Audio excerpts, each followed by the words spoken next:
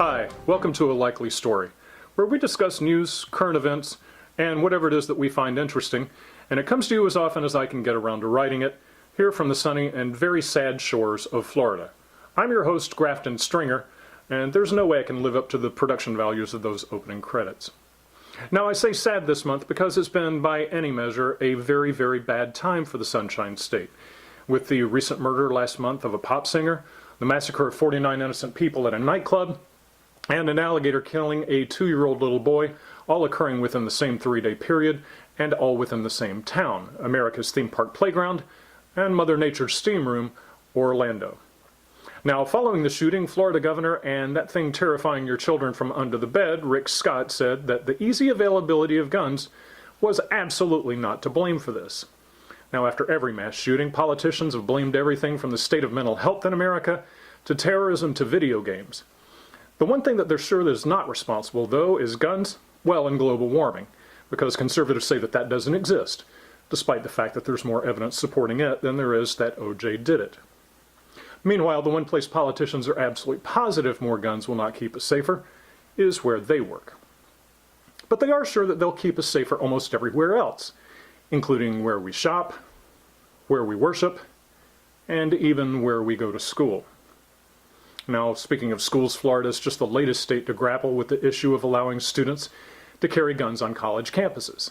And it was just last year when the president of Florida Students for Concealed Carry testified in front of a Florida Senate subcommittee where he tried to support his position by saying that you're almost twice as likely to be attacked by an alligator than by someone who happens to hold a carry and conceal permit. Now, I'm no expert, but it just seems like poor salesmanship to compare gun owners to something with a brain the size of a walnut and an insatiable urge to kill. It's just not your best pitch. But let's face it, Florida's the epicenter of questionable decision-making. For instance, just late last year, the Florida Department of Motor Vehicles announced that too many people in the state are failing their driver's license exams. So the state is looking for ways to make the exam easier. That's right, about 60% of people taking the Florida driver's license exam are failing, so they want to make the exam easier. So Florida's the home to more than 3.5 million people over 65. If they can't pass their vision tests, why not just lower the criteria for what qualifies as blindness? My question is, if these people are too dumb to pass their driver's license exam, why are we working so hard to make it easier to get them behind the wheel of a car? You already have to tell people that if you leave Fluffy in the car with the windows up, it takes about 3 minutes for it to become a $30,000 easy bake oven, and that happens all the time. And Fluffy looks pissed. And people don't seem to get that it's a bad idea to catch up on episodes of The Bachelorette on their cell phones as they're cruising down the turnpike, or apparently while they're taking their driver's test. Not to mention the fact that a few years ago they had to pass a law in Florida to tell people that truck nuts are really, really disgusting. Truck nuts. How did this become a thing? Oh good, we have the larger picture of it.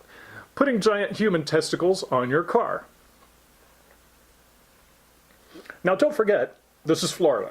So during a 2008 debate on whether or not to legally ban these Donald Trump-like displays of overcompensation, one state senator admitted that he owned a pair of these, at least an external pair, and that they, to him, were just an expression of truckliness. That may be my favorite new word, truckliness. I went to look up truckliness in the dictionary, but my dictionary just spat chewing tobacco juice on me, called me boy, and sped away. Now, I guess if you don't care that your truck nuts make your simple oil change look like you're getting teabagged by your F-150, well, that's okay by me. And there's also the Freudian questions raised by turning your truck into a giant symbolic penis so you can climb inside and tool around town. But I'm not one to judge. I just don't want anyone who's not bright enough or motivated enough to pass a driving test to drive their giant penis or anything else out of the driveway and onto the road. Plus, this is Florida. It already looks like everyone here is 16 driving 103 or 103 driving 16. So let's please not make the driving test easier. And it's way past time for mass transit in this state anyway. That way we can go back to the way nature intended. People with their nuts hanging out on the bus. And finally, this week's new ways to get offended. Here's a video of a man in a Connecticut Target store verbally abusing a woman who is breastfeeding her baby. Have a look. Because I'm feeding my baby, this man is going crazy, and I'm shaking. No, you're rude. Yeah. He wants a refund because I'm breastfeeding my baby. I do not feel ashamed of this at all. Then don't look, sir. Okay, don't look then. If he doesn't like it, he can go. That's right. This beautiful mother-child bonding moment is brought to you by Target and this scary overweight guy screaming the F word. Now, besides the fact she has every moral and legal right to breastfeed her baby here or anywhere she wants, this overstuffed boiled sausage and dad jeans berates this poor woman and calls her disgusting. Ironically, while he's about to eat food from a Target concession stand. Now, if this guy's mother had had any children that had lived, I think she would have been the first to tell her son that this is how the human race survives.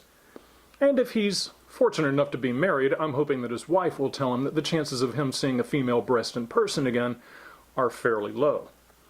But the good news is that as long as the human race survives, he'll have plenty to stay offended about, and he can keep on screaming at the ladies and expressing his truckliness.